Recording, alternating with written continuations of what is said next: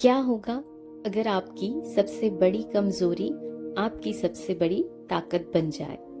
एक छोटा सा शहर था, वहीं रहता था एक लड़का, कबीर।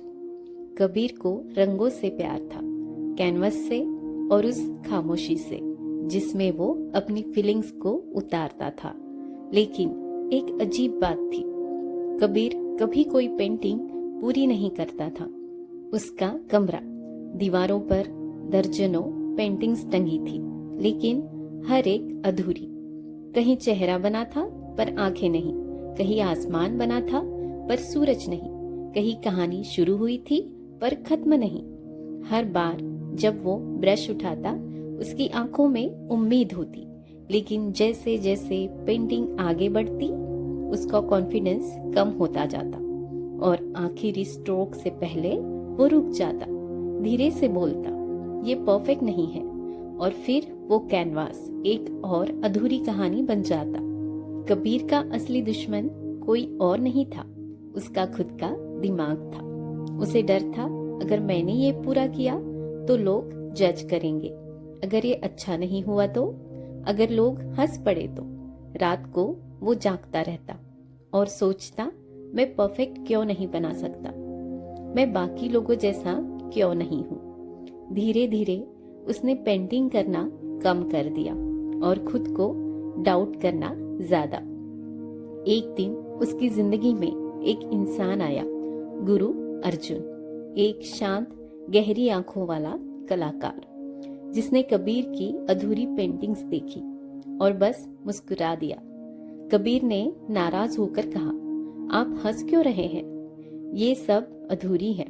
गुरु अर्जुन ने कहा, अधूरी है या तुम्हारी कहानी अभी बाकी है।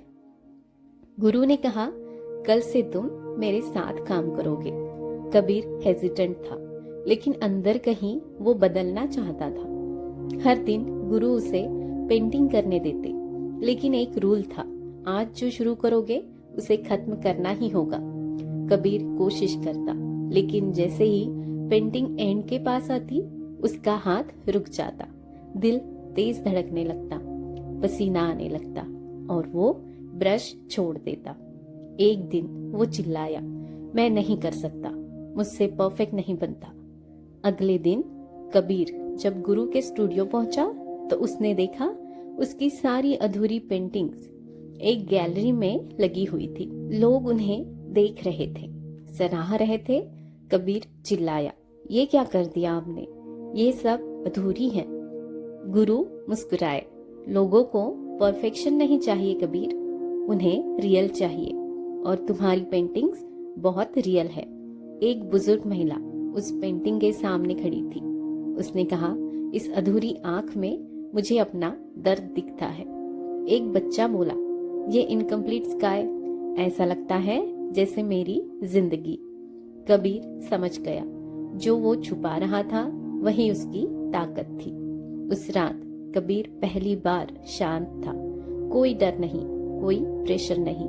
उसने ब्रश उठाया और पेंटिंग शुरू की, लेकिन इस बार परफेक्ट बनने के लिए नहीं, खुद को एक्सप्रेस करने के लिए।